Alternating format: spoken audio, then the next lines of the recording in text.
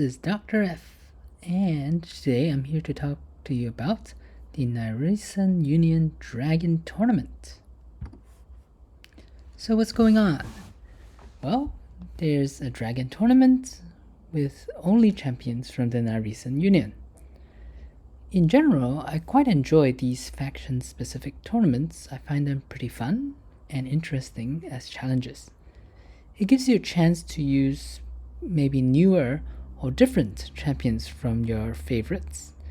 And along the way, you usually get to collect some milestone and tournament rewards, which are sometimes really amazing and sometimes just meh. In this case, I think they're not too bad. So, long story short, this is my team, which is Melga, Ninja, Herndig, and 2 random food champs. And in case you're interested, these are the stats for how I built my team. Melga is in a regeneration set, and she's super tanky, even though she is the weak affinity, because Melga is spirit, and Dragon Stage 20 is magic. Ninja and Herndig are just in kind of regular gear. Having a reviver is pretty useful, because Ninja's crowd control is not always reliable enough, and some of the wave champions can hit pretty hard and kill Ninja or Herndig. I have them all at around 200 speed or so, and above 200 accuracy for Ninja and Herndig.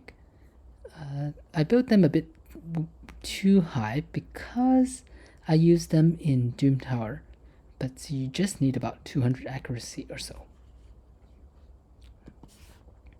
So this dragon tournament, as I mentioned, requires Nyresan Union champions only. There's a little bit of confusion because the description says only dwarves or shadowkin, but actually it's not quite true. The Sylvan Watchers, the new faction that just appeared not too long ago, you might think they are left out, but it's not true, don't worry. The official announcements indicated that this was basically a typo. So Sylvan Waters are counted too. It's a minor description inaccuracy, as they like to say. Anyway, so let's get on to the rewards. Notice especially that there's a 5-star chicken as a reward. And I've worked out some math calculations that will probably bore you, so I'm not going to tell you. But anyway, a 5-star chicken is worth about 1800 energy. So you need to spend about 1800 energy farming campaign to get a champion to 5-star level 1. So that's how I did the calculation. And if you want to earn 2,100 points in a dragon tournament, it requires about 1,888 energy. So this is a real number. It's not something I made up just because it looks nice. I did the division based on the drop rates. So in a sense, you can think of the 5-star chicken as sort of free. In the sense that the amount of energy just to get the 5-star chicken is kind of the same as the energy you get just completing the 2,100 points in the dragon tournament. And there's some other nice minor rewards which you'll probably collect along the way, like the Mortal Soul Stone, which is okay. It's probably going to be something disappointing, but you never know. It's fun. And 50 Eternal Soul Coins is not too bad. It's 1/20th of the big Eternal Soul Stone.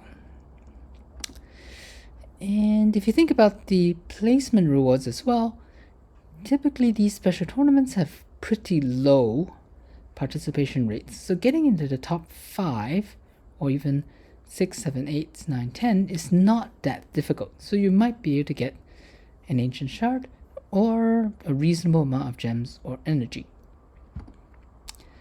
Alright, so now let's look at some possible champions that you might include in your team. I've defined 3 of the most important roles in a dungeon team. So there's crowd control, damage, and healing or reviving. In terms of crowd control, Cornelia with the sleep is one option. Ninja has a 100% freeze if you book it out. Molly has a 100% provoke. Tormin is, of course, one of the best in terms of freezing and provoking. Yoshi has a 75% true fear. Taragi has a pretty powerful provoke. I think it's 100% or close to. And Burangiri has provokes on A1 and stun on A2. Not 100%, but quite. This combination of provoke and stun is pretty nice as well. So here are 7 of the better champions in these 2 factions. In terms of damage, of course, Herndeg, which was a fusion not too long ago, actually maybe a year or so now, does a lot of damage. If he kills someone with his A1, he decreases his cooldown on the A3, I believe, and it also allows him to go immediately again, having an extra turn, so he can really chomp down the waves pretty fast. Ninja, of course, with the burn, instant burn activation, especially on the dragon, does great. Geomancer can do really well with the dragon as well, reflecting some of the damage and hitting really hard. And Fenshi is also someone I like because of the burn and the poisons that Fenshi has. So if you don't have enough damage for the dragon, because killing the dragon is a DPS race, Fenshi might be a good choice. Now let's go to healing and reviving. So Molly is a really good healer. Another possibility which I use is Melga. The block debuffs and healing from Underpriest Brogni, of course, is amazing if you have him from a fusion or you were lucky enough to get him otherwise. Runekeeper Dazzjuk removes debuffs and heals, so that's also really amazing, especially with the dragon. Hotatsu brings increased defense and continuous heal, while Rearguard Sergeant brings Ally Protect and continuous heal. So both of these 2 can be very useful as well. And finally, I want to put in an honorary mention for Runic Warder, who brings reflect damage and a small continuous heal. I have a bit of a soft spot for him because he was really useful for me in Fire Knight when I was in the really, really early stages of the game. Alright, you guys might have noticed I didn't list any Sylvan Watchers in these 3 previous slides and lists of champions, and it's not because I'm racist. Okay, I'm not racist. I just want to announce that.